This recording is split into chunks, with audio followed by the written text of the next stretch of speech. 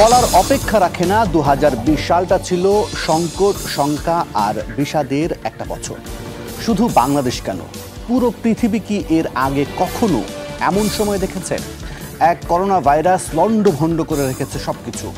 বদলে গেছে চেনা মানুষ, চেনা পথ, জীবন জীবিকা, এমনকি মানুষে মানুষের সম্পর্কের রসায়ন। ভীষণ রকম চ্যালেঞ্জের মুখে পড়েছে স্বাস্থ্য, শিক্ষা, রাজনীতি, অর্থনীতি, সমাজনীতি সহ প্রায় সবকিছুই। চলতি বছরের শেষ ঘন্টায় দাঁড়িয়ে আজ আমরা জানতে চাই কি শিখিয়ে গেল 2020 সাল, কিংবা 2021 সালে কোন কোন চ্যালেঞ্জ নিয়ে অপেক্ষা করছে, কি করে আমরা সেই পথ পাড়ি দেব। সঙ্গত কারণেই আজ আমরা আমাদের আলোচনার বিষয়বস্তু নির্ধারণ করেছি 20 শেষে 21-এ পা। আপনাদের সকলকে আমন্ত্রণ 24 ঘন্টায়। সাথে আছে আমি মীরা আহসান।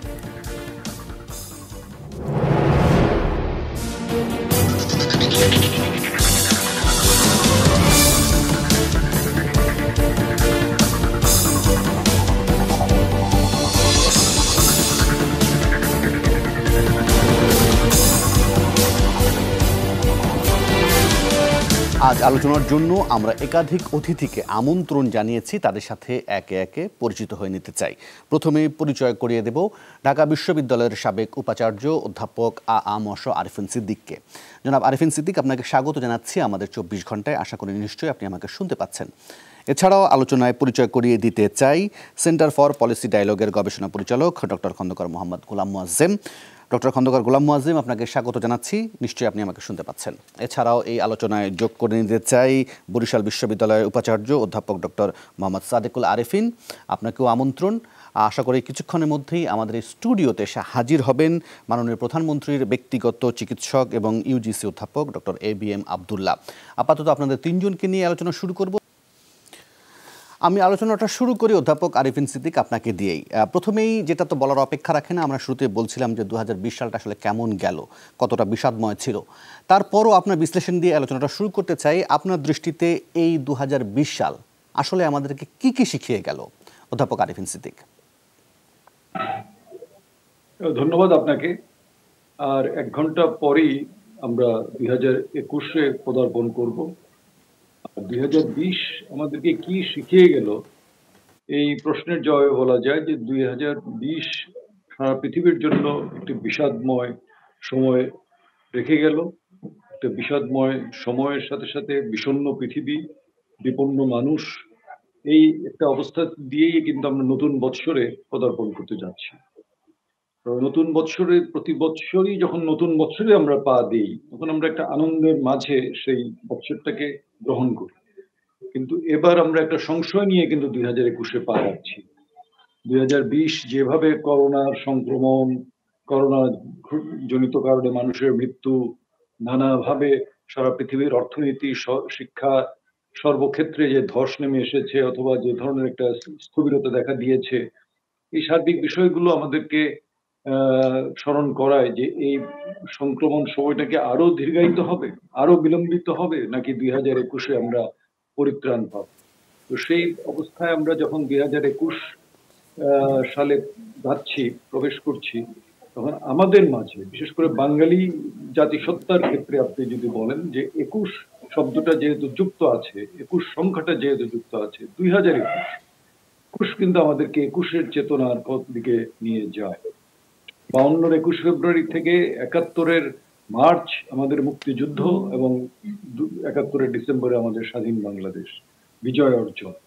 এই সার্বিক বিষয়গুলো, এই 21-এর মূল্যবোধ, 21-এর চেতনা, এইটি আসলে ভাষার আন্দোলনের সঙ্গে যুক্ত থাকলেও এর সাথে কিন্তু সার্বিকভাবে মানবতাবোধ, সাম্য, ভ্রাতৃত্ব, মূল্যবোধ, সার্বিক বিষয়গুলো যুক্ত আছে, যেটাকে আমরা মুক্তিযুদ্ধের চেতনা বলি, 21-এর চেতনা বলি। আমার মনে হয় যে 2020 কিন্তু আমাদেরকে শিখিয়েছে। শারীরিক দূরত্ব বজায় রাখার কথা বারবার বলা হয়েছে, কিন্তু একই সাথে বলা হচ্ছে আত্মিক সম্পর্ক, আত্মিক নৈকট্য আরো জোরদার করা। এটা কি করে করা যাবে? এটা করতে হলে আমাদের এই বিবেকের ঐক্যবদ্ধ অবস্থান দরকার আছে। আমরা যদি সত্যিকার অর্থে মানুষের বিবেক নিয়ে চলি, তাহলে আজকে ধনী দরিদ্র বৈষম্য, অর্থনীতির ক্ষেত্রে আপনি যদি বলেন যে একটা সুনীতির অধীনে অর্থনীতি পরিচালনা করা, আর দুর্নীতি গ্রস্ত একটা অর্থনীতি, এই যে বিভিন্ন রকম পার্থক্যগুলো সমাজে আমরা লক্ষ্য করি, এগুলোর থেকে পরিত্রাণ পাওয়া দরকার আছে। জি, অসংখ্য ধন্যবাদ আরিফিন সিদ্দিকী আপনার প্রারম্ভিক যে বিশ্লেষণ সেটার জন্য। এরই মধ্যে পরিচয় করিয়ে দিতে চাই, আমাদের সাথে এই আলোচনার টেবিলে এসে যোগ দিয়েছেন মাননীয় প্রধানমন্ত্রীর ব্যক্তিগত চিকিৎসক এবং ইউজিসি অধ্যাপক ডক্টর ABM আব্দুল্লাহ। আপনাকে স্বাগত জানাচ্ছি। ধন্যবাদ। শুনবো আপনার বিশ্লেষণ। এই ফাঁকে আরিফিন সিদ্দিকী যে প্রসঙ্গটি উল্লেখ করছিলেন যে এই সময়টাতে শারীরিক দূরত্বের কথা বলা হলেও মানসিক বা আত্মিক যে নৈকট্য বা কাছাকাছি আসা সেটা আসলে কতটুকু হলো, এই বিষয় নিয়ে আমি একটু ডক্টর সাদিকুল আরিফিন তার বিশ্লেষণটা জানতে চাই। আপনার দৃষ্টিতে আপনি কি দেখেন যে 2020 সালে সমাজ এবং সামাজিকতায় কোনো ধরনের কি বড় ধরনের পরিবর্তন লক্ষ্য করেছেন? মানুষে যে রসায়নটা ছিল বা রসায়নটা থাকে সেটা কি বদলে গেছে? কি বলে আপনার বিশ্লেষণ, ডক্টর সাদিকুল আরিফিন? ধন্যবাদ যমুনা টিভিকে। আমি এই বিজয়ের মাসে প্রথমে শ্রদ্ধা জানাচ্ছি আমাদের হাজার বছরের শ্রেষ্ঠ বাঙালি জাতির পিতা বঙ্গবন্ধু শেখ মুজিবুর রহমান সহ 30 লক্ষ মুক্তিযোদ্ধা যারা প্রাণ দিয়েছেন, লক্ষ লক্ষ মা বোন যারা সম্ভ্রম দিয়ে স্বাধীন সার্বভৌম দেশ স্বাধীন করেছেন, সহ সকলের প্রতি যারা আমাদের মুক্তি আন্দোলনে সংগ্রামে আত্মত্যাগ করেছেন। বিজয়ের মাসের শেষ প্রান্তে দাঁড়িয়ে 2021-এর এই আলোচনায় আমরা অত্যন্ত গুরুত্বপূর্ণ বিষয়ে আপনি উপস্থাপন করেছেন যে মানুষের রসায়ন, মানুষের সামাজিক অবস্থাটা কি দাঁড়িয়েছে সেই বিষয়টি নিয়ে। সত্যিকার অর্থেই 2020 আমাদের কোভিড-19-এর কারণে যে পৃথিবীব্যাপী একটি নেতিবাচক প্রভাব ফেলেছে, বাংলাদেশও সেই নেতিবাচক অবস্থার মধ্যে দিয়ে যাচ্ছে। সেই নেতিবাচক অবস্থার মধ্যে যেতে যে বাংলাদেশের সমাজ ব্যবস্থার যে কাঠামো, বাংলাদেশের সামাজিক অবস্থার যে পরিবেশ, বাংলাদেশের সমাজের মানুষের যে সম্পর্ক, এই জায়গাগুলোতে নতুন নতুন অভিজ্ঞতার মধ্যে দিয়ে নির্ধারণ হয়েছে এক একটি অবস্থা। প্রথম দিকে যখন আমরা মার্চে কোভিড-19-এর নেতিবাচক অবস্থার জন্য সারা দেশব্যাপী লকডাউন হলো, তখন কিন্তু আমাদের সমাজের এবং সমাজের অন্তস্থ মানুষগুলোর মধ্যে এক ধরনের ভীত, সন্ত্রস্ত এবং আতঙ্কগ্রস্ততা তৈরি হয়েছিল। সেই ভীত, সন্ত্রস্ত এবং আতঙ্কগ্রস্ততা থেকে উত্তরণ ঘটানোর জন্য আমাদের সরকারি পর্যায়ে নানা রকম উদ্যোগ নেওয়া হয়েছিল। বিভিন্ন সামাজিক সাংস্কৃতিক সংগঠনগুলো তখন কিন্তু বুঝে উঠতে পারছিল না যে আসলে কিভাবে এই জায়গাগুলো উত্তরণ ঘটানোর জন্য মানুষের মধ্যে একটা উদ্বুদ্ধ একটা বলা যায় যে মানুষকে বুস্ট আপ করার কি করা যায়। তারপরে আস্তে আস্তে কিন্তু সকল সামাজিক সাংস্কৃতিক সংগঠন, সরকারি বিভিন্ন প্রতিষ্ঠান থেকে শুরু করে সমাজের অন্তস্থ মানুষগুলোর যারা সংঘবদ্ধ হয়ে কিন্তু এই জায়গাগুলোকে অতিক্রম করার চেষ্টা করে গেছে। আমরা দেখেছি যে আমাদের এই কোভিড-19-এর নেতিবাচক প্রভাবের কারণে সামাজিক দূরত্ব তৈরি হয়েছিল। প্রথমত আমাদের যে স্লোগানটা ছিল যে শারীরিক দূরত্বর ব্যাপারটি ছিল সোশ্যাল ডিস্টেন্সিং দিয়ে ব্যাখ্যা করা হচ্ছে। আসলে মূল জায়গাটা ছিল কোভিড-19-এর জায়গায় শারীরিক দূরত্ব তৈরি করতে হবে ঠিকই, কিন্তু মানসিক এবং সামাজিক দূরত্ব যেন তৈরি না হয়। আমি সামাজিক বিজ্ঞানের ছাত্র হিসেবে এই জায়গাগুলোতে তাৎক্ষণিকভাবে যখন আলোচনা করতাম মার্চ থেকে শুরু করে বিভিন্ন সময়ে, তখন আমি এই কথাটি বলতে চেষ্টা করতাম যে হ্যাঁ, কোভিড-19-এর নেতিবাচক প্রভাব থেকে উত্তরণ ঘটানোর জন্য শারীরিক দূরত্ব তৈরি করতে হবে, কিন্তু সমাজের অন্তস্থ মানুষের মানসিক এবং সামাজিক দূরত্ব যেন তৈরি না হয়ে যায়, তাহলে কিন্তু সেখানে একটা সমাজে একটা নেতিবাচক প্রভাব পড়বে। জি, অবশ্যই আপনার কথা আমার কাছে স্পষ্ট। ডক্টর সাদিকুল আরিফিন, আপনাকে ধন্যবাদ। আমি এই ফাঁকে একটু ABM আব্দুল্লাহর কাছ থেকেও একটু তার বিশ্লেষণ জানতে চাইবো, যেহেতু আপনারা এক একজন এক একটা বিষয়ের এক্সপার্ট মানুষ, এই বিষয়ে সম্যক জ্ঞান রাখেন। আপনাকে চিকিৎসা খাত নিয়ে মূলত আমার কাছে জানা আছে, এর বাইরে আমি শিক্ষা এবং সমাজ এবং অর্থনীতির বিষয়গুলো তাদের কাছ থেকে জানতে চাইবো। আপনার দৃষ্টিতে 2020 সাল চিকিৎসা খাতে স্বাস্থ্য ব্যবস্থায় কেমন গেল? আমরা কি আমাদের চোখের সামনে স্বাস্থ্য খাতের যে ক্ষত, দগদগে ক্ষতগুলো, সেগুলো দৃশ্যমান হতে দেখলাম কিনা? ধন্যবাদ আপনাকে। 2020 তো শেষ হয়ে গেল। আমি শুরুতেই আর কয়েক ঘন্টা না, কিছুক্ষণ পরেই তো 2021 সাল শুরু হবে। আমি নতুন বছরে সবাইকে স্বাগত জানাচ্ছি। সেই সঙ্গে ডিসেম্বর মাস তো শেষ হয়ে গেল, বিজয়ের মাস শেষ হয়ে গেল। আমি আমি এই এই এই বিজয়ের মাসে আমি জাতির জনক, হাজার বছরের শ্রেষ্ঠ বাঙালি বঙ্গবন্ধু শেখ মুজিবুর রহমানকে গভীর শ্রদ্ধার সাথে স্মরণ করছি। একই সাথে 30 লক্ষ শহীদ যারা আত্মদান করেছেন তাদেরকেও স্মরণ করছি, এবং 2 লক্ষ মা বোন যাদের আত্মত্যাগের বিনিময়ে দেশ স্বাধীন হয়েছে তাদেরকেও স্মরণ করছি।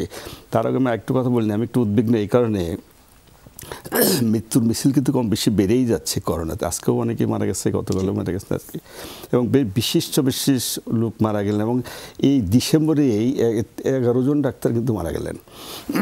আমি তাদের আত্মার মাগফিরাত কামনা করি, যারা যারা আমাদের ছেড়ে চলে গেছেন তাদের শোক সন্তপ্ত পরিবার প্রতি গভীর সমবেদনা জানাচ্ছি। যেটা বললেন, আমি অবশ্য স্বাস্থ্যখাত নিয়েই বলি, কারণ আসলে আমাদের দেশে আমার মনে এমন কোনো খাত নাই যেখানে দুর্নীতি বলেন বা ধরেন অযোগ্যতা বলেন, অধ্যক্ষ দিলের কোনো শেষ নাই। আর স্বাস্থ্যখাতের যেটা, এটা আসলে নতুন নয়, এটা আসলে বছরের পর বছর থেকেই চলে আসছে অনেক কমপ্লেন।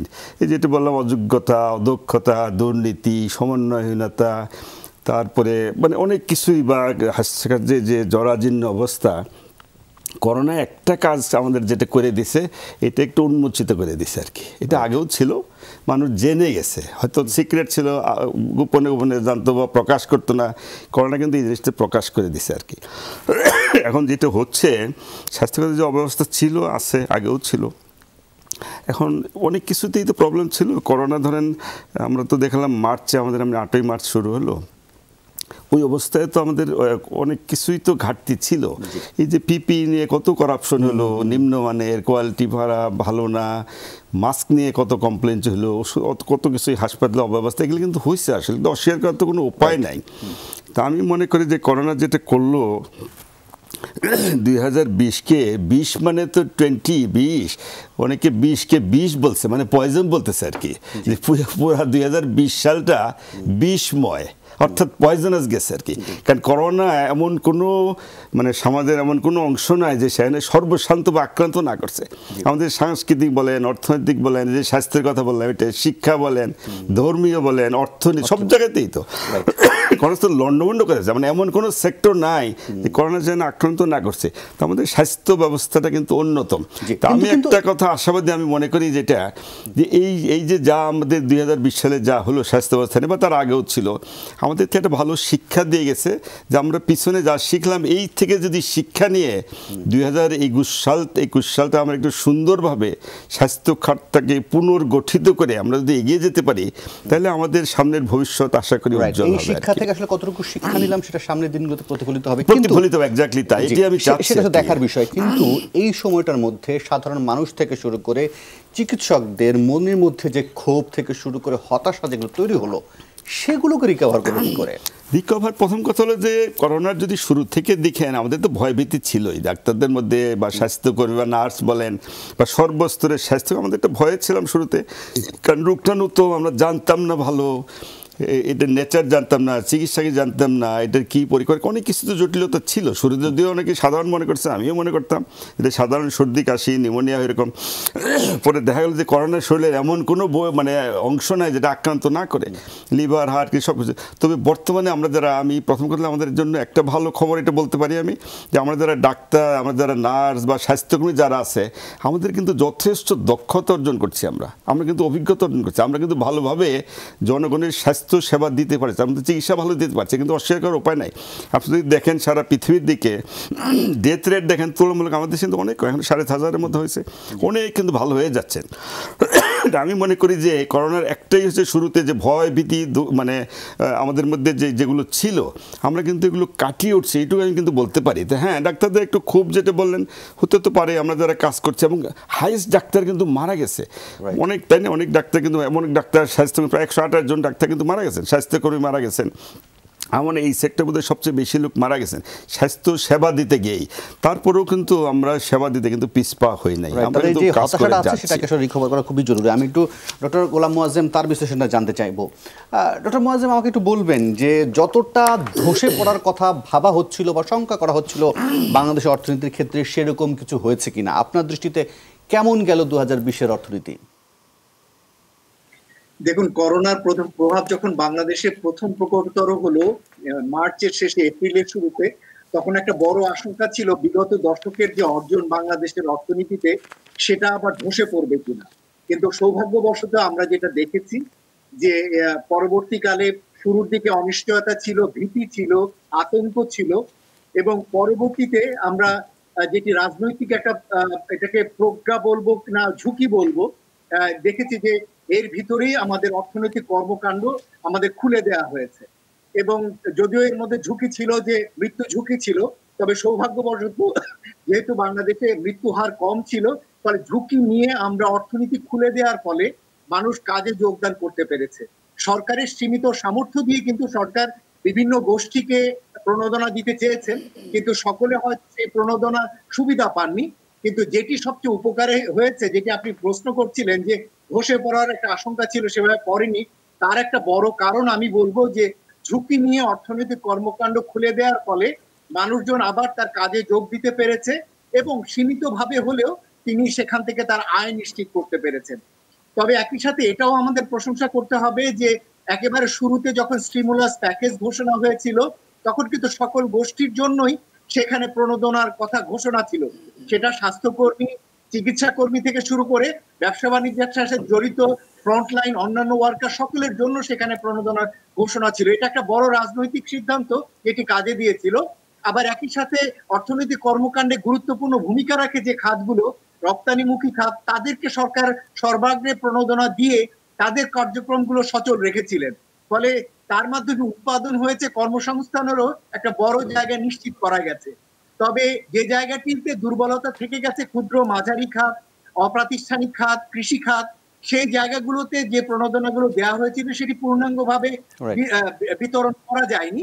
কিন্তু যেহেতু অর্থনৈতিক কর্মকাণ্ড বন্ধ হয়নি, ফলে মানুষজন এর ভিতর থেকে কাজ করে ঝুঁকি নিয়েও টিকে গিয়েছে। যদিও স্বাস্থ্য ঝুঁকির ভিতরেও তাদের কাজ করতে হয়েছে, কিন্তু তারপরেও তারা এই সময়কালটি উতরাতে পেরেছে। তবে এখনো বলা যাবে যে আমরা যে পূর্ণ দামে অর্থনৈতিক কর্মকাণ্ডে স্বাভাবিক অবস্থায় ফিরে এসেছি তা না, বরঞ্চ যে ঝুঁকি এখনো রয়েছে সেখান থেকে স্বাভাবিক অবস্থায় যেতেও প্রায় বছরাধিককাল লেগে যাবে। কিন্তু তারপরেও বলতে হবে, বিশ্বের অনেক দেশের চেয়ে, এমনকি সম্প্রতি বিভিন্ন দেশের রেজিলিয়েন্সের যে ইন্ডেক্স দেওয়া হচ্ছে, সেখানেও বলা হচ্ছে বাংলাদেশ কিন্তু 20তম রেজিলিয়েন্ট কান্ট্রি বলা হচ্ছে। সেটিও কিন্তু একটি বড় অর্জন বলতে হবে এই সময়ের বিচারে। ফলে আমরা আমাদের দুর্বল সামর্থ্যের মধ্যেও রাজনৈতিক প্রজ্ঞা বা বিভিন্ন ধরনের কর্মকাণ্ড নিয়ে কিন্তু আমরা সামাল দিতে পেরেছি এই সময়কালটিকে।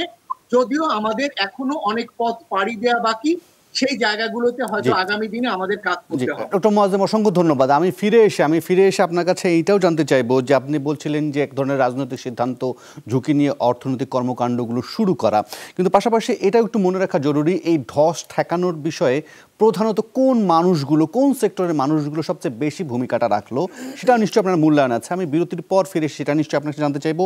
একই সঙ্গে অধ্যাপক আরিফিন সিদ্দিকী, আপনার কাছে প্রশ্নটা রেখে যায়, আমি ফিরে এসে যেটা জানতে চাইবো, আপনি শিক্ষাকেন্দ্রিক মানুষ, শিক্ষার মানুষ, অতএব আপনার দিক থেকে জানা যেটা হচ্ছে যে করোনাকালীন যে শিক্ষা প্রতিষ্ঠানগুলো বন্ধ থেকেছে, শিক্ষার্থীরা বাসায় থেকেছেন, শিক্ষকরা ঠিকঠাক মতো ক্লাস করাতে পারেননি, সেই জায়গা থেকে আসলে কতটুকু পিছিয়ে পড়লাম, বা মানুষগুলোকে অনলাইনে ক্লাস করানোর চেষ্টা হয়েছে, সেগুলো আসলে কতটুকু শহর কেন্দ্রিক হলো নাকি গ্রাম কেন্দ্রিক যেতে পারলাম, সেই বিশ্লেষণগুলো আপনার কাছে জানতে চাইব। অধ্যাপক আরিফিন সিদ্দিকীর কাছে দিতে চাই। অধ্যাপক আরিফিন সিদ্দিক, আপনার কাছে যে প্রশ্নটি রেখে গিয়েছিলাম, আসলে এই করোনা কালে আসলে আমরা গ্রাম কেন্দ্রিক তৃণমূলের শিক্ষক, শিক্ষার্থী, তাদের দিকে ঠিকঠাক মতো নজর দিতে পেরেছে কিনা, আপনার বিশ্লেষণ কি?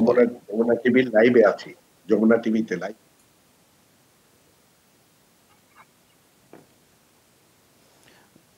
অধ্যাপক আরিফিন সিদ্দিক, আপনি কি আমার প্রশ্নটি শুনতে পেয়েছেন? আমি কি প্রশ্নটি আবার করব? না, একটু অস্পষ্ট ছিল। আমি জানতে চাইছি যে এই করোনা কালে আমাদের গ্রাম কেন্দ্রিক বা তৃণমূলের শিক্ষক, শিক্ষার্থী, শিক্ষা ব্যবস্থা, সেই দিকে আসলে আমি কতটা নজর দিতে পেরেছি, আপনার বিশ্লেষণ কি বলে? আমরা তো এই যে একটা অন্ধকার সময় কাটিয়ে যাচ্ছি, বিশেষ করে শিক্ষার ক্ষেত্রে। সেটি হচ্ছে যে শিক্ষা এমন একটি জায়গা যেখানে শিক্ষক এবং শিক্ষার্থীর যোগাযোগটা সবসময় থাকতে হবে প্রত্যক্ষ। রাইট। কিন্তু আমরা জানি যে এই করোনা সংকটের এই সময়ে কোনোভাবেই আমরা শ্রেণীকক্ষে শারীরিক দূরত্ব, স্বাস্থ্যবিধি মেনে শ্রেণীকক্ষের কার্যক্রম পরিচালনা করতে পারবো না। আমাদের দেশের অবস্থা এবং একই সাথে সারা পৃথিবীতে কিন্তু আমরা দেখতে পাচ্ছি কোনো দেশে, উন্নত বিশ্বের কোনো দেশে শিক্ষা প্রতিষ্ঠান খুলেও আবার বন্ধ করতে বাধ্য হয়েছে। তো সেই কারণে আপনার যে প্রশ্ন, সেটা ঠিকই যে তথ্য প্রযুক্তি ব্যবহার করে আমরা ছেলে মেয়েদেরকে এনগেজড রাখার চেষ্টা করছি, তারা যেন কোনো না কোনো ভাবে শিক্ষা প্রক্রিয়ার সঙ্গে যুক্ত থাকে, কিন্তু এটি তো কখনোই সম্ভব নয় যে শ্রেণীকক্ষের যে কার্যকর একটি সিস্টেমে আমরা শিক্ষা প্রদান করি সেটা অনলাইনে 100% 100% আপনার ফলাফল অর্জন করা যাবে না। কিন্তু একই সাথে তথ্য প্রযুক্তির যে ব্যবহার করার সুযোগটা আমরা পেয়েছি, তথ্য প্রযুক্তির যে একটা কাঠামো আমাদের দেশে গড়ে উঠেছে এর মধ্যে, সেটিকে আমরা কাজে লাগানোর চেষ্টা করছি। ভবিষ্যতে হয়তো আরো বেশি কাজে এটাকে প্রয়োগ করতে হবে। কিন্তু একই সাথে যে শিক্ষাটা আমরা পেয়েছি, এটা আমি আপনার এই আলোচনার প্রথম পর্বে বলছিলাম যে শারীরিক দূরত্বের কথাই যতই বলি, কিন্তু একই সাথে আত্মিক একটা সম্পর্ক গড়ে তোলা, সেইটা কিন্তু শিক্ষা ক্ষেত্রে থেকেই শুরু করতে হবে। আজকে যারা অধ্যয়নরত শিক্ষার্থী স্কুল থেকে বিশ্ববিদ্যালয় পর্যন্ত, তারাই আগামী দিন, আজকে 2021 নিয়ে আমরা আলোচনা করছি, কিন্তু 2041 আমাদের সামনে আছে, 2050 আমাদের সামনে আছে। সেই সময় কারা নেতৃত্ব দেবে এই দেশকে? আজকে যারা অধ্যয়নরত শিক্ষার্থী, অতএব তাদের শিক্ষা কার্যক্রমের মাঝেই এই মানবিক সম্পর্ক, মানবতা বোধ, বিবেক বোধ, এই বিষয়গুলোকে আরো বেশি গুরুত্ব দেওয়ার প্রয়োজন আছে। জি, অসংখ্য ধন্যবাদ। আমি ফিরে এসে আপনার কাছে এটাও জানতে চাইবো যে এই করোনা কালে মানসিক বিকাশ বলেন, শরীর চর্চা বলেন, খেলাধুলা বলেন, সংস্কৃতি চর্চা বলেন, সবকিছুতে এক ধরনের ব্যাঘাত ঘটেছে। এই বিষয়গুলোতে কোনো বিকল্প ভাবনার আছে কিনা আমি প্রশ্নটা রেখে যাচ্ছি আপনার কাছে। আমি এই ফাঁকে একটু এবিএম আব্দুল্লাহর কাছে তার বিশ্লেষণে জানতে চাইবো, কারণ মেডিকেল কলেজগুলো তো বন্ধ, সেটার বিষয় আসলে কি? এই খোলা থাকলেও তো স্টুডেন্টগুলো এক ধরনের কাজে থাকতে পারতেন। আসলে তো শিক্ষা মানে ক্লাস নিয়ে সোজা কথা, মানে ক্লাস বলতে তো ধরুন primary, high school, college, university সবগুলোই তো, তাই না? রাইট। তা একটা কথা হলো যে শুধু আমরা না, সারা পৃথিবীতে বিপর্যস্ত। একটা কথা শুধু যে অনলাইনের মাধ্যমে কিছু ক্লাস হচ্ছে, এগুলো তো তাও শহর কেন্দ্রিক। মফস্বলে গ্রামে যেখানে এই সুযোগ না, এগুলো কিন্তু অতটা ভালো হয় না আসলে। আমার যেটা মনে, এবং অনেক জায়গায় টেলিফোনে বা বিভিন্নভাবে আমি তথ্য নিয়ে জানতে পারছি, যতই বলি আমরা, তো আর পরও তো উপায় ছিল না, করে তো আমাদের কিছু উপায় ছিল না। কারণ তো সমস্ত যে কথা আমি আগেই বললাম, করোনা তো সব জায়গাতে বিপর্যয়, তার মধ্যে শিক্ষা তো অন্যতম। তবে এই কথা সত্য যে 1 বছর তো হয়ে গেল, এটা আর কত, প্রায় 1 বছর হয় না, প্রায় 1 বছর হতে চললো। বাচ্চাদেরকে আর কতদিন ঘরে বন্দি করে রাখা যাবে? বিশেষ করে ছোটো বাচ্চারা তো বাইরে যাতে চায়, খেলতে চায়, বেড়াতে চায়। আর যেটা শিক্ষকের যে সরাসরি আদান প্রদান, সে তো শ্রেণীকক্ষে সে তো হচ্ছেই না, এটা তো সত্যই। এবং মায়েরা তো কমপ্লেন করছে, বাচ্চাদের ঘরে রাখা যাচ্ছে না, মানসিকভাবে বিপর্যস্ত, ওয়েট বেড়ে যাচ্ছে, অনেকে মোটা হয়ে যাচ্ছে, এবং অনেকবার আমরা কমপ্লেন করছি যেটি নিয়ে কী করা যায়। এগুলো সত্যি আমাদের চিন্তা ভাবনা করতে হবে। তো আমার একটা ব্যক্তিগত ধারণা হলো যে বন্ধ করে আর কতদিন রাখবেন। মানে প্রধানমন্ত্রী কিন্তু একটা দিক নির্দেশনা দিয়ে দিয়েছেন যে 15 জানুয়ারি পর্যন্ত দেখবেন। যদি এর মধ্যে অবস্থার উন্নতি হয় তাহলে শিক্ষাগত ক্লাসগুলো খুলে দেওয়া হবে, আর না হলে তো আবার বন্ধই থাকবে। তো আমার ব্যক্তিগত মতামত হলো যে যারা ধরেন বড় বাচ্চা মানে ইউনিভার্সিটি বা মেডিকেল কলেজ বা বুয়েট বা এগ্রিকালচার, এগুলো তো সব বড় বাচ্চা, প্রাইভেট বা সরকারি বেসরকারি যাই বলেন, আমি মনে করি কি পর্যায়ক্রমে 15 তারিখ মধ্যে মানে বলছেন দেখি, তারপরে যদি একটা অবস্থার উন্নতি হয় পর্যায়ক্রমে বড় বাচ্চাদের মানে ইনস্টিটিউট বা প্রতিষ্ঠান এগুলো খুলে দেওয়া, যেমন মেডিকেল কলেজ, ডাক্তারের মেডিকেল স্টুডেন্টরা, ডাক্তার আছে, এরা নিশ্চয়ই স্বাস্থ্যবিধি মানবে বা মানার চেষ্টা করবে, বা শারীরিক দূরত্ব যেটি আমরা বলি অবশ্যই মানবে। সেকেন্ড ওয়েভ যে চলছে বা সেকেন্ড ওয়েভের মধ্যে আছে, সেটা তো ক্লিয়ার হতে পারছে না।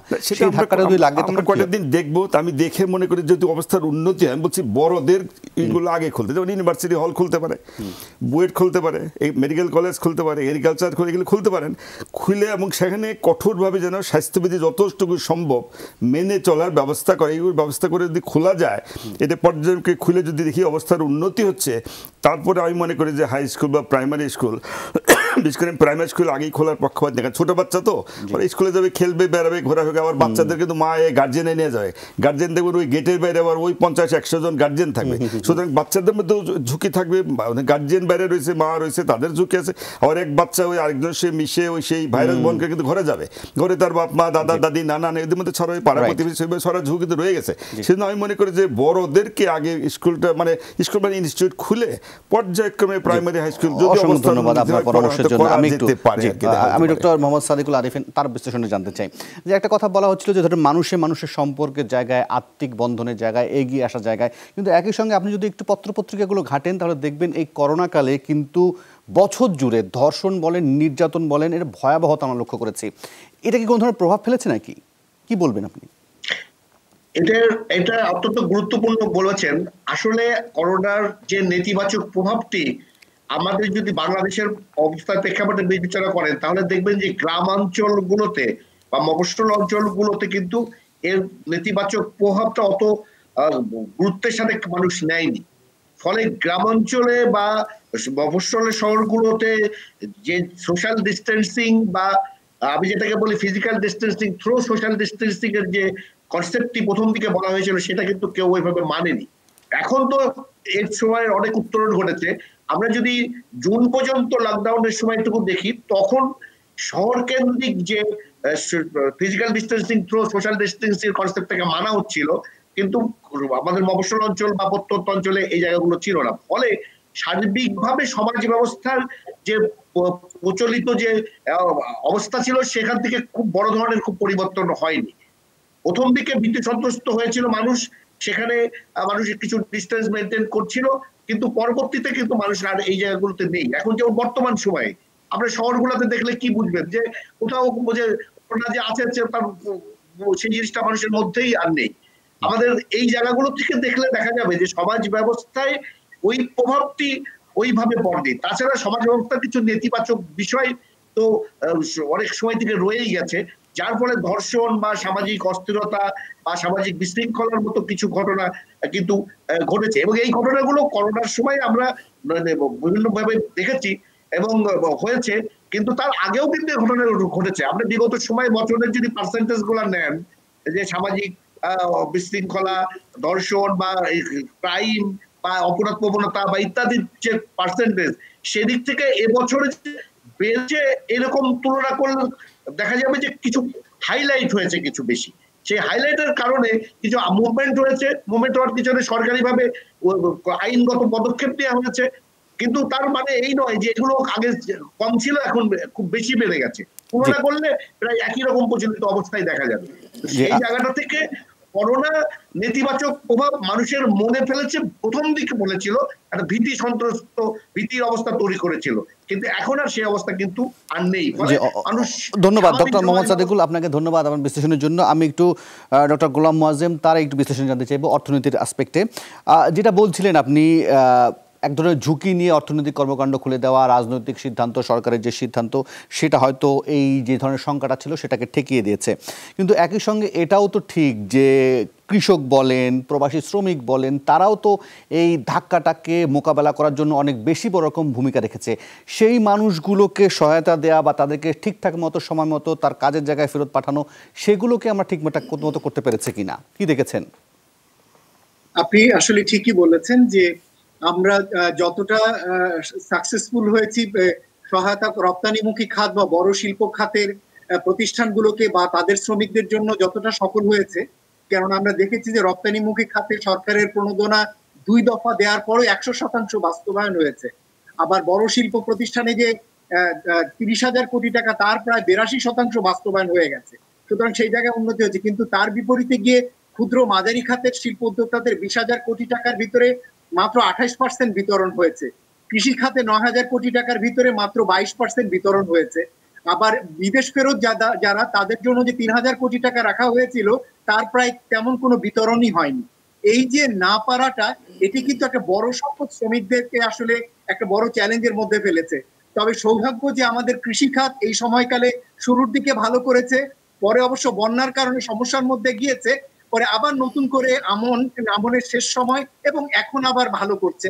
ফলে কৃষি খাতে ঘুরে দাঁড়াচ্ছে। তবে এই সময়কালে সরকার বীজ সরবরাহ করেছে বিনামূল্যে, সার সরবরাহ করেছে, সেগুলো আসলে কৃষকদের কাজে দিয়েছে, এটি ঠিক। তবে সেই তুলনায় ক্ষুদ্র মাঝারি উদ্যোগ যারা অপ্রাতিষ্ঠানিক খাতে যারা কাজ করেন তারা কিন্তু এখনো পূর্ণভাবে সহায়তা পাননি। সেই জায়গাতে আমার মনে হয় যে এখন সরকার যখন দ্বিতীয় স্টিমুলাস প্যাকেজ করতে যাচ্ছেন সেখানে এই সমস্ত উদ্যোক্তাদেরকে নজর দেওয়া দরকার। কেননা এরা কিন্তু আসলে রাজনৈতিকভাবে শক্তিশালীও না, তাদের কোনো অ্যাসোসিয়েশনও নেই, এমনকি কোনো ভয়েসও নেই তাদের। ফলে এরা কিন্তু নীরবে হারিয়ে যাবে এই উদ্যোক্তারা, এবং দেখা যাবে যে আরো লোয়ার গ্রেডের কাজে তারা জড়িত হবে। সুতরাং তাদের কিভাবে এই উদ্যোগের সাথে জড়িত রাখা যায় এটি কিন্তু খুব গুরুত্বপূর্ণ। যে অসংখ্য ধন্যবাদ ডক্টর গোলাম মোয়াজ্জেম আপনার বিশ্লেষণের জন্য। আমি এটা বিরতি নেই, বিরতিতে ফিরে আসার পর আপনার কাছে প্রশ্নটি রেখেই যাই। জানতে চাইবো 2021 সালের জন্য অর্থনীতির চ্যালেঞ্জগুলো কি। বলা হচ্ছে যে অর্থনীতি পুনরুদ্ধারের প্রসঙ্গগুলো সামনে আসছে, কিন্তু একই সঙ্গে এই বিষয়টাও সামনে আসছে যে পরিস্থিতি নিয়ন্ত্রণে বা উন্নতি করে আসলে আমরা কতটা পরিস্থিতি নিয়ন্ত্রণে আনতে পারলাম বা উন্নতি করে সেইটার পুনরুদ্ধারের কথা বলছি, সেটা বিষয়টা আপনার মূল্যায়ন জানতে যেতে চাই। গোলাম মোয়াজ্জেম আপনার কাছে প্রশ্নটি রেখে গিয়েছিলাম আসলে যে অর্থনীতি চাঙ্গা হওয়ার বলেন বা পুনরুদ্ধার বলেন 2021 সালে সেই জায়গা থেকে আপনি কি কি চ্যালেঞ্জ অপেক্ষা করছে বলে মনে করেন আর পরামর্শ জানতে চাই। আসলে 2021 সালটিতে আমাদের ঘুরে দাঁড়ানোর সময়কাল, কিন্তু ঘুরে না দাঁড়ানোটি যে খুব সহজসাধ্য হবে তা মনে হচ্ছে না, বরঞ্চ এটি বেশ দীর্ঘকালীন একটি প্রক্রিয়া হতে পারে। বড় কারণ যেটি আমাদের মনে হয় যে সমাজে এক ধরনের বৈষম্য আমরা চোখে শিক্ষা মানে আয়ের বৈষম্য না, এটি একই সাথে শিক্ষা খাতে বৈষম্য, শিল্পে বৈষম্য, ভ্যাকসিনের ক্ষেত্রে বৈষম্য, কাজের সুযোগের ক্ষেত্রে বৈষম্য। এই বৈষম্যগুলো আমাদের এই সময়কালে বড় রকমের চ্যালেঞ্জের মধ্যে ফেলবে এবং এগুলোর জন্য সরকারের আলাদাভাবে বিনিয়োগ দরকার। আমরা যেটা মনে করি যে বেসরকারি খাতের বিনিয়োগের মাধ্যমে ফিরে আসা যাবে সত্য, কিন্তু বেসরকারি খাত সম্ভবত খুব বেশি বিনিয়োগে আগ্রহী নাও হতে পারে। সুতরাং সরকারি খাতের বিনিয়োগ প্রয়োজন হবে ও প্রচুর পরিমাণ কর্মসৃজনমূলক প্রকল্প নেওয়া, সেটি গ্রামীণ অবকাঠামো হতে পারে, উপশহর বা শহরাঞ্চলে বিভিন্ন প্রকল্প নেওয়া হতে পারে, যেখানে যাতে প্রচুর সংখ্যক লোকের কাজের সুযোগ সৃষ্টি হতে পারে। এমনকি বিভিন্ন মন্ত্রণালয় ভিত্তিকও আসলে বিভিন্ন কাজের উদ্যোগ নেওয়া দরকার, যাতে বিদেশ ফেরত যারা আসছেন তারাও যাতে শহরাঞ্চলে এবং গ্রামাঞ্চলে কাজের জন্য নিয়োজিত হতে পারেন, সেই জিনিসটিও এখানে প্রয়োজন হবে। অসংখ্য ধন্যবাদ ডক্টর গোলাম মোয়াজ্জেম আপনার পরামর্শের জন্য। আমি এই জায়গা থেকে আবার একটু যেতে চাই ডক্টর সাদিকুল আরিফিন, আপনার বিশ্লেষণে বা আপনার পরামর্শ জানতে চাই যে আসলে 2021 সালে সমাজনীতি বা রাজনীতির দিক থেকে আপনি কি কি ধরনের চ্যালেঞ্জ লক্ষ্য করেন, সে বিষয়ে আপনার মন্তব্য পরামর্শ জানবো। 2021 সালের সামাজিক দিক থেকে বেশ কিছু চ্যালেঞ্জ থাকবে, কারণ 2020 সালের যে প্যান্ডামিক 19 এর কারণে যে সোশ্যাল অ্যাসপেক্টের যে প্রবলেমস গুলো আমাদের মধ্যে হাইলাইট হলো, সেইগুলোকে ওভারকাম করার চ্যালেঞ্জ গুলো থাকবে। তার মধ্যে শিক্ষার দিক থেকে চ্যালেঞ্জ থাকবে, সামাজিক সাংস্কৃতিক সংগঠনগুলো যে পারফর্ম করার দিক থেকে চ্যালেঞ্জ থাকবে, তারপর ওভারঅল সোসাইটির যে একটা চেঞ্জ আসতে, যেটা পজিটিভ চেঞ্জ, সেই পজিটিভ চেঞ্জের ক্ষেত্রে যে সমাজের অন্তর্ভুক্ত মানুষগুলোর যে অ্যাক্টিভ রোল প্লে করতো, সেই জায়গাটায় তো একটা সমস্যা দেখা দিয়েছে পুরা 2020 সালে সময়কালে। অর্থাৎ সেই জায়গা থেকে উত্তরণ ঘটানোর জন্য কিছু চ্যালেঞ্জ থাকবে। আরেকটা জিনিস বলেছেন পলিটিক্যাল চ্যালেঞ্জ। পলিটিক্যাল চ্যালেঞ্জের ক্ষেত্রে আমার যেটা মনে হচ্ছে যে পলিটিক্যাল চ্যালেঞ্জ যে খুব বেশি সামনে আসবে সেটা নয়। স্বাভাবিকভাবে যেগুলো রাজনৈতিক দলগুলো যে ধরনের বক্তৃতা বিবৃতি বা কর্মসূচি নেয় সেগুলো তারা করতে থাকবে, কিন্তু যে জায়গাটাই গুরুত্বপূর্ণ সেটা হলো যে আমাদের দেশে যে লোকাল গভর্নমেন্টের যে ইনস্টিটিউট গুলোর কিন্তু নির্বাচন শুরু হয়ে গেছে। নির্বাচনগুলো অনেক সফলতার সাথে হচ্ছে, বড় ধরনের কিন্তু কোনো চ্যালেঞ্জ নির্বাচন সফল করতে সম্মুখীন হচ্ছে না। এটা গভর্নমেন্টের একটা পজিটিভ দিক। সেই জায়গাটা থেকে পলিটিক্যাল চ্যালেঞ্জের ক্ষেত্রে আমার মনে হয় যে খুব বেশি চ্যালেঞ্জ আসবে, তবে সোশ্যালি অনেকগুলো প্রবলেমকে ওভারকাম করার জন্য চ্যালেঞ্জ থাকবে। যেমন একটা মানসিক অবকাঠামো, মানুষ কাঠামো ক্ষেত্রে যে একটা বাধাগ্রস্ত হয়েছে, সে মানুষ কাঠামোটাকে আবার সংগঠিত করতে উত্তরণ ঘটাতে কিন্তু একটা চ্যালেঞ্জ থাকবে। জি, অসংখ্য ধন্যবাদ ডক্টর মোহাম্মদ সাদিকুল। যদিও আপনি বলছিলেন যে নির্বাচনগুলো সফলভাবে করা যাচ্ছে, কিন্তু একই সঙ্গে সেই নির্বাচনগুলো প্রশ্নবিদ্ধ হচ্ছে নানা কারণে, সেটা নিয়ে আরেকটা বিতর্ক আছে, সেটা নিয়ে হয়তো অন্য সময় কথা বলা যাবে। আমি এখন আপাতত আরিফিন সিদ্দিক আপনার কাছে যেতে চাই। আরিফিন সিদ্দিক, আপনি একটু বলবেন যে যেটা বলছিলাম যে ধরেন এই করোনাকালে শিক্ষার্থীদের মানসিক বিকাশ, শরীরচর্চা, খেলাধুলা, সংস্কৃতি চর্চা সব কিছুতে এক ধরনের ব্যাঘাত ঘটেছে। এই দিক থেকে ফিরিয়ে আনা বা বিকল্প কি ভাবা যায়? আরিফিন সিদ্দিক।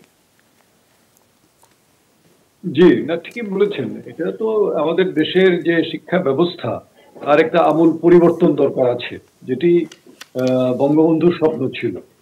ডক্টর কুদরতে খুদা শিক্ষা কমিশন, যে কমিশন রিপোর্ট বঙ্গবন্ধুর হাতে দেওয়া হয়েছিল, ডক্টর কুদরতে খুদা নিজেই বঙ্গবন্ধুর হাতে সেই সুপারিশ দিয়েছিলেন, কিন্তু বঙ্গবন্ধু তো আর বাস্তবায়ন করতে পারলেন না। বঙ্গবন্ধুকে আমরা রক্ষা করতে পারিনি, এটি আমাদের দুর্ভাগ্য।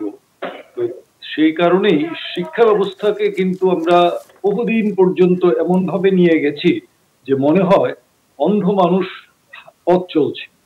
শিক্ষা মানুষকে আলোকিত করে।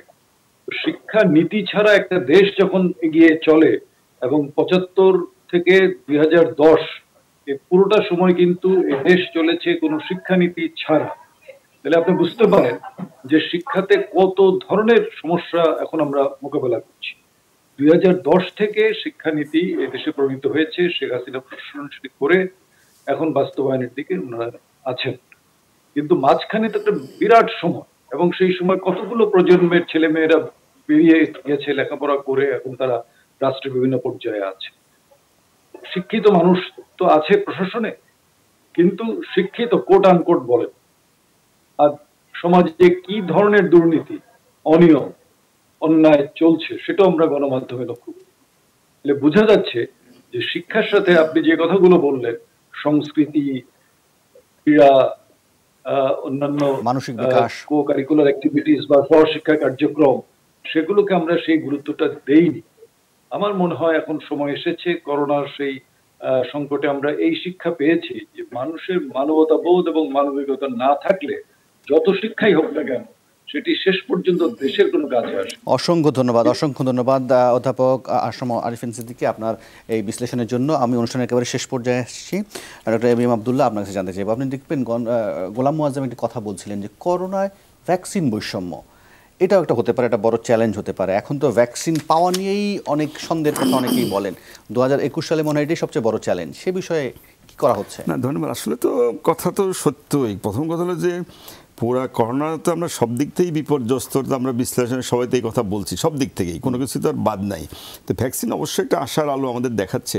আপনি যদি খুব খেয়াল করে দেখেন, এর আগে পৃথিবীতে যত ভ্যাকসিন আসছে, 5 বছর, 10 বছর, 20 বছর লাগছে একটা ভ্যাকসিন তৈরি করতে। এই করোনাই একমাত্র ভ্যাকসিন যে পৃথিবীর অনেক বড় বড় অর্গানাইজেশন এখানে উঠে পড়ে লাগছে কে কার আগে ভ্যাকসিন তৈরি করবে, বাকি মানুষকে ভ্যাকসিন দিবে। এটা কিন্তু একটা ভালো সাইড। আপনি দেখেন 1 বছরও তো হয়নি, এর মধ্যে কিন্তু অনেক ভ্যাকসিন চলে আসছে এবং অনেক প্রয়োগ হয়। অনেক বড় বড় ব্যক্তি কিন্তু নিয়েছেন, যে জো বাইডেন উনি কিন্তু নিয়েছেন, সৌদি আরবের ক্রাউন স্পিচ নিচ্ছেন, অনেক এমপি মন্ত্রী বিহারও কিন্তু নিচ্ছেন। তা আমরাও কিন্তু আশাবাদ দিয়ে আমরা আশা করি আগামী জানুয়ারি বা ফেব্রুয়ারির মধ্যে কিন্তু ভ্যাকসিন পেয়ে যাব। আপনি সদ্য করোনা মুক্ত হলেন, কিন্তু এই ভ্যাকসিন দেওয়ার ক্ষেত্রে যে আমাদের যে কাঠামো দরকার, পরিবহন, সংরক্ষণের বিষয় অবশ্যই দরকার। সেগুলো কি ঠিকঠাক মতো আছে? এগুলো নিয়ে তো অনেক সন্দেহ। না, তবু একটু বিশ্লেষণ করে আমি বিভিন্ন সময় তার কথা বলছি। ভ্যাকসিন আসলে একসাথে তো এত মানুষের তো আমাদের সতর্ক তো দেওয়া পাবেন না, দরকারও নাই, তাই তো? আমাদের কিন্তু মানে অগ্রাধিকার পেতে প্রায়োরিটি অনুযায়ী কিন্তু ভ্যাকসিন দিতে হবে। যেমন আমি বিভিন্ন সময় বলছি যে প্রথমেই কয়েকটা লিস্ট করে রাখা দরকার, একটা ফ্রন্টলাইন ফাইটার যারা ডাক্তার, নার্স, মানে স্বাস্থ্যকর্মী যত আছে তাদেরকে আগে দেবেন। সেকেন্ড একটা গ্রুপ তৈরি করে রাখেন যাদের বয়স্ক অ্যাবাভ 60, 60 বছরের বেশি এবং যাদের কোমরবিডিটি বলে, ডায়াবেটিস আছে, প্রেশার আছে, লিভার, হার্ট, কিডনি, তাদেরও একটা গ্রুপ এইভাবে রেডি করবেন। তৃতীয় হলো আমার নিরাপত্তা কর্মী যারা পুলিশ, র্যাব, বিজি, তাদের নিরাপত্তার খাতিরে বিভিন্ন জায়গায় যেতে হয়, তাদেরকেও কিন্তু ফ্রন্টলাইন ফাইটার বিষয়ে রাখা দরকার। এবং 4 নম্বরে আমি যেটা বলতে চাচ্ছি, আমি মনে করি আপনার যারা কাজ করে, যে সংবাদপত্রের কর্মী ভাই যারা বিভিন্ন মিডিয়াতে কাজ করে, তাদের কিন্তু সংবাদপত্র কালকে মানুষকে অ্যাওয়ার করছে, স্বাস্থ্য সচেতন করার, তারাও কিন্তু ফ্রন্টে পাঠায়। মানে এইভাবে যদি আমরা একটা লিস্ট করে এই পর্যায়ক্রমে তাদেরকে দিয়ে পরে অন্যদেরকে এরকম করা যেতে পারে। তো ভ্যাকসিন নিয়ে যেটা বললেন, একটু তো বাণিজ্য হবে, কূটনীতি হবে, ডিপ্লোমেসি হবে, একটু তো ঝামেলা হতেই পারে, তো সেগুলোকেও ওভারকাম করেই কিন্তু আমাদের ভ্যাকসিনের জন্য চেষ্টা চালিয়ে যেতে হবে। অসংখ্য ধন্যবাদ ডক্টর এবিএম আব্দুল্লাহ, একই সঙ্গে অধ্যাপক আরিফিন সিদ্দিকী, গোলাম মোয়াজ্জেম এবং ডক্টর মোহাম্মদ সাদিকুল আরিফিন, আপনাদের 4 জনকে আপনাদের মূল্যবান সময় এবং মন্তব্যের জন্য আবারও নতুন বছরের শুভেচ্ছা জানিয়ে আজকের 24 ঘন্টা শেষ করছি। দেখা হবে রোববার।